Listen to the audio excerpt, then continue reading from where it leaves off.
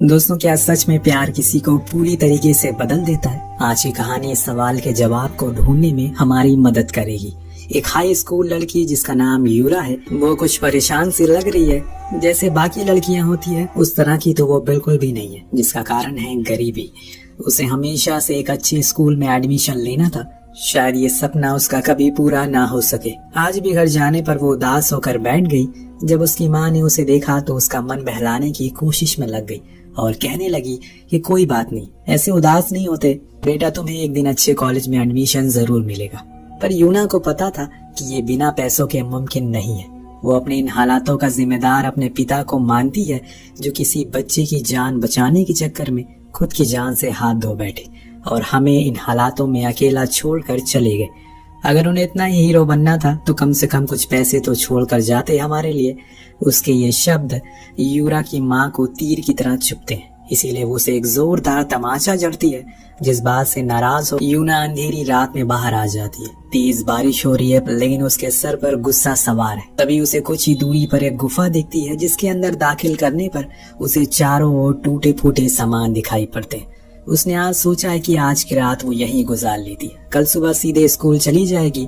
जब यूरा सुबह सोकर उठी और बाहर गई तो देखा वहाँ का नजारा ही बदला हुआ है। ये वो टाउन ही नहीं है जहाँ पर वो रहा करती है। वो जगह तो किसी हरे भरे मैदान जैसी लग रही है। वो कुछ दूर और चलकर जाती है, पर कोई भी रोड, ना ही कोई कार, ना ही कोई वायर, कुछ नहीं था वहाँ। अब रात कुछ न खाने के कारण यूरा को चक्कर आने लगता है, जिस कारण वो वहीं गिर पड़ती है। तभी सुकामा नाम का जापानी सैनिक आकर उसे उठाता है और पीने को पानी देता है। दिन एक औरत के पास लेकर जाता है, जिनका एक रेस्टोरेंट है। सुकामा उन्हें चूरू आंट कहकर पुकारता है। जब वो बाहर आती है तो यूरा की हालत को देखकर फौरन उसे कुछ खाने को देती है। जिस दौरान यूरा टेबल पर रखे न्यूज़पेपर को देखती है, जिसमें डेट थी 2 जून 1945। उसे देखकर तो आंट से पूछती है कि आखिर उन्होंने इतने पुराने न्यूज़पेपर क्यों रखे हैं, पर उनका कहना था कि वो सभी पेपर आज के ही हैं। अब ये सुनकर यूरा के होश उड़ जाते हैं। वो वहाँ से भागकर बाहर आती है। वो देखती है कि ये सच में वही जापान है जिसके बारे में उसने किताबों में पढ़ा था। उसके ऊपर कुछ फाइटर प्लेन भी उड़ते हुए दिखाई दे रहे थे, यानी कि अभी वर्ल्ड वॉर 2 खत्म नहीं हुआ है।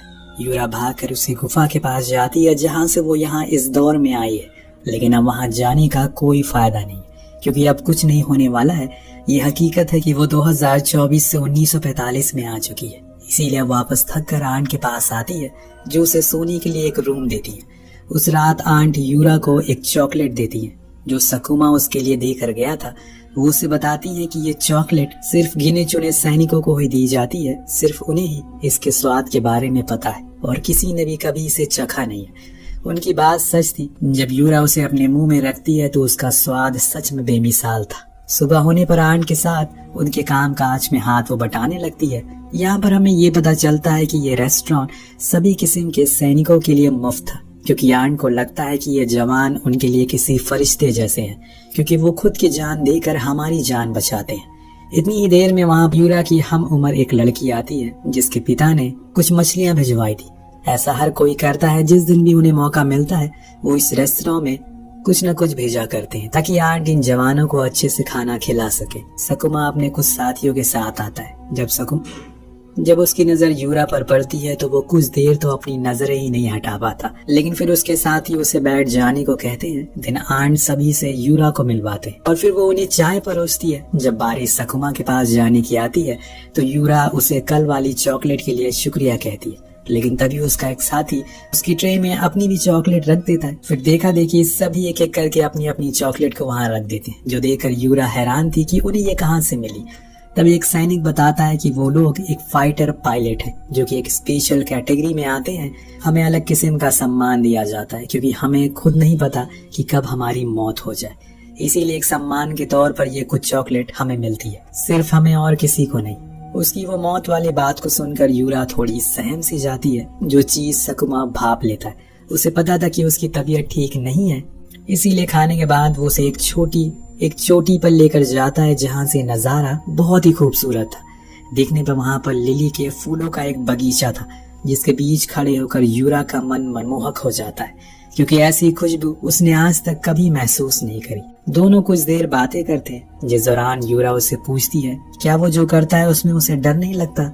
तो वो कहता है कि वो अपने देश की सेवा कर रहा है, इसमें डरने की क्या बात है। तब यूरा बोलती है, पर जंग से कुछ हासिल नहीं होता, इसमें बस मासूम लोगों की जाने जाती है। उसकी ये मासूमियत को देखकर सकुमा हंसने लगता है और कहता है कि तुम एकदम बेबाक हो। उस रात यूरा मन ही मन में बहुत से सवाल लिए सोने की कोशिश कर रही है, पर नींद है कि उसे आ ही नहीं रही है। उसे ये पता है कि जापान ये युद्ध, ये जंग हार जाएगा और आगे जो कुछ भी होने वाला है उससे उसका पूरा देश बर्बाद हो जाएगा। इसीलिए वो सकुमा को रोकना चाहती है, लेकिन कैसे करेगी ये? यही तो हमें इस कहानी में आगे देखने को मिलेगा। वो भूतकाल को बदलना चाहती है जिसका अंजाम बहुत बुरा होने वाला है। वह अगले दिन दोबारा से कुछ सैनिक आते हैं खाने के लिए, जिसमें सकुमा भी थी। अब आंट नहीं थी तो यूरा ही उन्हें खाना परोसती है। सभी बहुत खुश थे क्योंकि आज उनके एक साथी की बेटी का जन्मदिन था, जिसकी वो फोटो सभी को दिखाता है। पर वो मायूस भी था क्योंकि उसे पिछले 1 साल से मिल नहीं पाए। ये सुनकर यूरा हैरान हो जाती है और पूछती है, तो क्या वो उसे बिना मिले ही जंग में चला जाएगा? तो वो कहता है कि हाँ, मुझे तो फक्र है, मैं अपने देश के लिए अपना सब कुछ कुर्बान करने जा रहा हूँ, भले ही मुझे इसमें मौत ही क्यों ना मिले। जो सुनकर यूरा ने कहा, आप लोग पागल हो गए हो। जो लोग आपको ऑर्डर दे रहे हैं, क्या उनसे आपने कभी कहा कि आप भी आ जाओ हमारे साथ जंग लड़ने के लिए? वो तो आराम से अपने घरों में बैठे हैं, आप लोगों को मरने के लिए छोड़ दिया उन्होंने। ये सुन कैटेरल नाम का सैनिक खड़ा होता है। उसका पारा हाई हो चुका था, इसमें उसे खुद की बेइज्जती महसूस होती है। तभी सकुमा बोल पड़ा कि हम किसी के ऑर्डर नहीं मानते, हम खुद यहाँ अपनी मर्जी से आए हैं और अपने देश की सेवा करने में क्या बुराई है। पर यूरा इस बात से इनकार करती है। अब सैटरडल से बर्दाश्त नहीं हो पाता, लेकिन तभी आंट उनके लिए खाना लेकर आ जाती है, जिससे सब खाना खाने लगते हैं और वो बात वहीं खत्म हो जाती है। सबके जाने के बाद आंट यूरा को लेकर अपनी बेटी और दामाद की कब्र पर जाती है, जिनकी दुश्मनों के हमले में मौत हो गई। वो उनकी कब्र के सामने बहुत रोती हैं, लेकिन एक तरफ ये भी कहती है कि वो शहीद हो गए, उन्होंने इस देश के लिए अपनी जान दे दी। अब वहां से वापस जाते समय यूरा की नजर एक घर के बाहर बैठी एक बच्ची पर पड़ती है, जिसको साफ साफ देखकर लग रहा था कि उसने कई दिन से कुछ खाया नहीं, कपड़े फटे हुए हैं। की वजह पूछने पर पता चला कि उसके पिता एक जवान थे जिनकी जंग में मौत हो गई और उनकी माँ एयर स्ट्राइक में मारी गई। जो सुनकर यूरा उसे गले से लगा लेती है और कहती है कि बस कुछ दिन और, हम ये जंग हार जाएंगे, फिर सब कुछ सही हो जाएगा, क्योंकि उसके बाद जापान एक विकसित देश बनकर उभरेगा। अब उसके पीछे खड़ा कमांडर ये बातें सुन लेता है और उसके बाल पकड़ते हुए कहता है कि तुमने क्या बोला अभी, जरा दोबारा कहना। तो यूरा फिर से अपने वही शब्द दोहराती है। जो सुनकर वो कहता है कि तुम अपने देश को ही कमजोर समझ रही हो, हम किसी से नहीं हार सकते। पर यूना तो अपनी बात पर अड़ी थी। जो सुनकर वो कमांडर उसके खून का प्यासा हो जाता है, उसे मारने के लिए आगे बढ़ता है कि इतने में वहां पर सकुमा आ जाता है और वो उसे रोकने की कोशिश करता है, लेकिन कमांडर उसे भी मारने लगता है। इतने में वहां पर आंट भी आ जाती हैं, जो चिल्लाते हुए कहती हैं कि ये क्या पाप कर रहे हो, तुम्हें पता भी है वो स्पेशल फोर्सेस का हिस्सा है, ये जवान हमारे लिए फरिश्ते जैसे हैं, तुम उसे ही मार रहे हो। वहां खड़ी भीड़ को देखकर कमांडर चला जाता है और सकुमा यूरा को लेकर घर वापस आता है। लेकिन इन सभी चीज से वो काफी डर गई थी, क्योंकि उसे अंदाजा होने लगा है कि अब कुछ बहुत बड़ा होने वाला है। पर सकुमा उसका काफी ख्याल रखता है, किसी परछाई की तरह, जहाँ कहीं भी उसे कुछ दिक्कत होती है वहां पर पहुंच जाता है। लेकिन आपको भी पता है कि वर्ल्ड वॉर 2 में जापान की क्या हालत हुई थी। वो 6 अगस्त का दिन, जिसको याद कर आज भी लाखों जापानियों का दिल दहल जाता है। जी हाँ, उसी दिन हिरोशिमा के ऊपर वो परमाणु बम गिराया गया था, अमेरिका द्वारा, जिसने पूरे जापान को सरेंडर करने पर मजबूर कर दिया। ये सब यूरा ने अपनी किताबों में पढ़ा हुआ है, तभी वो इतनी ज्यादा घबराई हुई है। एक दिन जब वो रेस्टोरेंट की सफाई कर रही होती है तो कुछ सैनिक आपस में बात कर रहे थे, जिसमें उनका कहना था कि कल युद्ध में आधा जापान तबाह हो चुका है और जो बचा है वो भी कुछ ही दिन में खत्म हो जाएगा, क्योंकि अब उनके दुश्मन कुछ बड़ा प्लान कर रहे हैं। हमारे लीडर को जल्दी ही कुछ करना होगा। इतने में यूरा को आंट पुकारने लगती हैं। दरअसल उसे पास वाले गांव में जाकर कुछ गर्म कपड़े देने के लिए, जिसके बदले में उसे आज पैसे मिलेंगे, जिसके बदले में उन्हें अनाज मिलेंगे, जिसे वो अपने साथ यहाँ लेकर आए।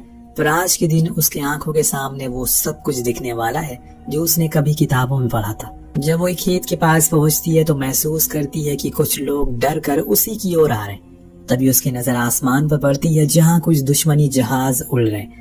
बस उड़ नहीं रहे, वो किसी तिनके की तरह बम गिरा रहे हैं, जो सीधे आकर इन छोटे छोटे गांवों के ऊपर गिर रहे हैं। पल भर में पूरा गांव तबाह हो गया, हजारों की लाशें बिछ गई। यूरा के पास भी भागने का मौका था, लेकिन उसने अपना कर्ज चुकाना बेहतर समझा। वो वहां से आंट के घर की ओर जाने लगी, लेकिन बीच में उसके ऊपर एक घर की छत गिर गई, जिससे वो उसके नीचे दबी रह गई। उसने बहुत कोशिश करी वो खुद को आजाद कर सके, लेकिन ऐसा हो न सका। तभी उसे एहसास होता है कि कोई उसे पुकार रहा है। जब वो अपनी नजरें चारों ओर घुमाती है तो एक तरफ से सकुमा उसकी ओर आ रहा था। वो फौरन उसे वहां से बाहर निकालता है और उसे कंधे पर बैठा कर दूर ले आता है। वहां उसे कहता है कि तुम्हें कुछ हो जाता तो मैं खुद को कभी माफ नहीं कर पाता, इसीलिए अब अपना ध्यान रखना।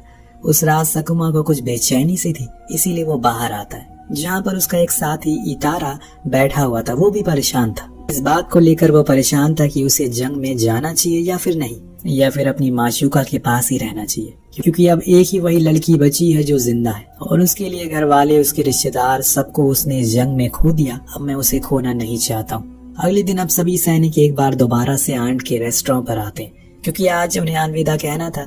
वो सभी अब जंग के लिए जाने वाले। सकुमा आंट को धन्यवाद कहता है, क्योंकि उन्होंने उन लोगों को अपने बच्चों की तरह खाना खिलाया। वो उनके लिए किसी देवी से कम नहीं थी। वहीं पास में खड़ी यूरा को ये बात अच्छे से पता है कि आज वो इन सभी को आखिरी बार देख रही है, क्योंकि अब ये लोग कभी लौट कर नहीं आएंगे। वो रोते हुए वहां से बाहर चली जाती है। बीच में ही उसे इटारा मिलता है, जो शायद भाग रहा था इस देश से। इतने में उसके पीछे उसके साथी भी एक एक करके आते हैं, जिनके सामने वो रोते हुए कहता है कि वो अपनी होने वाली बीवी के लिए जीना चाहता है। उसने अपना सब कुछ खो दिया इस जंग में और अब वो उसे नहीं खोना चाहता, उसे माफ कर दो। तभी उसे सिटाडेल उठाकर कहता है कि क्या तुम अपने देश को पीठ दिखाकर भाग रहे हो? तुम एक गद्दार हो। तुम्हें अपने देश की सेवा करनी चाहिए, ये तुम्हारा फर्ज है। एक लड़की के लिए ऐसा तुम कैसे कर सकते हो? तभी बीच में यूरा ने टूकते हुए कहा कि तुम किसी को जबरदस्ती इस जंग में झोंक नहीं सकते। उसे अपनी जिंदगी जीने का हक है। अगर वो जीना चाहता है तो जीने दो। अपनी होने वाली बीवी का सहारा बनना चाहता है तो इसमें गलत ही क्या है? सभी उसकी बातों को सुनकर चुप हो जाते हैं। तब सकुमा इटारा से कहता है, जाओ दोस्त, जी लो अपनी जिंदगी। सभी के जाने के बाद सकुमा यूरा को लेकर उसी लिली फूल के बगीचे में जाता है, जहाँ वो उसे बताता है कि वो हमेशा से एक टीचर बनना चाहता है, लेकिन उसके पिता ने जब अपनी जान इस देश को समर्पित कर दी तो उसने मन बना लिया कि वो भी उनकी तरह एक जवान बनेगा। उसकी बातों को सुनकर यूरा ने कहा, तुम पीछे हट जाओ, ये जंग जापान हार जाएगा, मेरा यकीन करो। तो सकुमा कहता है कि ऐसा नहीं होने वाला। अगर हम जैसे जवान पीछे हट गए तो सभी सैनिकों का मनोबल टूट जाएगा। इस देश का क्या हाल होगा? यहाँ की लड़कियों के साथ वो लोग क्या करेंगे? पर यूरा उसे बताती है कि ऐसा कुछ नहीं होने वाला है। लोग यहाँ की मिसालें देंगे। आगे जाकर ये देश लोगों के लिए एक मिसाल बनेगा, भले ही हम ये जंग हार क्यों ना जाए। लेकिन यूरा का कहना था कि अब वो पीछे नहीं हटेगा किसी भी हाल में। अब उस रात सभी सैनिक जंग पर जाने के लिए पहले एक आखिरी जाम लगाते हैं और जापान की जीत की कसम खाते हैं। वो अपने खून से आखिरी कतरे तक इस देश के लिए लड़ते रहेंगे। पास खड़ी यूरा अच्छे से जानती है कि क्या होने वाला है।